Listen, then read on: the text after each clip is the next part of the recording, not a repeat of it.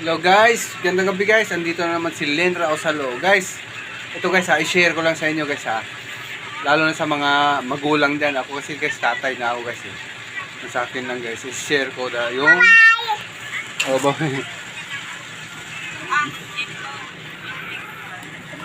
yan guys Guys, i-share ko sa inyo guys kung ano yung mga prayer ng mga anak nyo guys. Ito guys Angel of God, my guardian dear. Yan guys. Kasi lahat tayo guys, angel na tayo ni Jesus guys, ni Lord. Kasi bakit? Isa lang yung Jesus kasi. Kaya angel tayo lahat guys, lalo na yung mga bata guys, kailangan yan.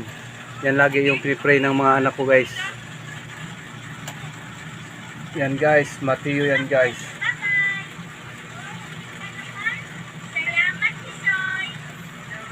Ayan guys, ito yung ano ko sa bahay guys. Yung mga bata guys. Puro babae yung anak ko guys Kaya kailangan yan. Ayan guys Ayan yung mga triplets ko guys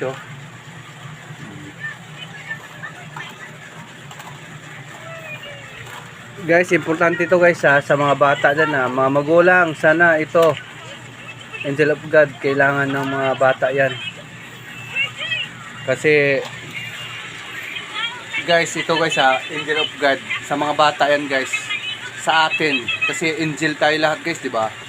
Kasi Jesus isa lang guys, lahat ng tao angel yan guys. Yan lang, share ko lang. Hindi naman tayo sabihin hindi naman natin pwede gawin God of God, di ba? Angel lang talaga tayo. Yun lang guys, sana guys yan, ituro sa mga anak diyan guys. Tapos ito guys Luke 18 verse 16. Ano ba? Paano magbasa yan? Luke 18 na ba yan?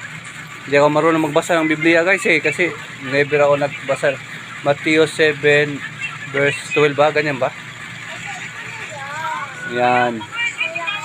Tapos ito guys, planet, vegetables, MCD, numbers, ayan lang guys Okay guys, thank you guys, thank you, good night guys, love you, always happy family guys, thank you, bye bye.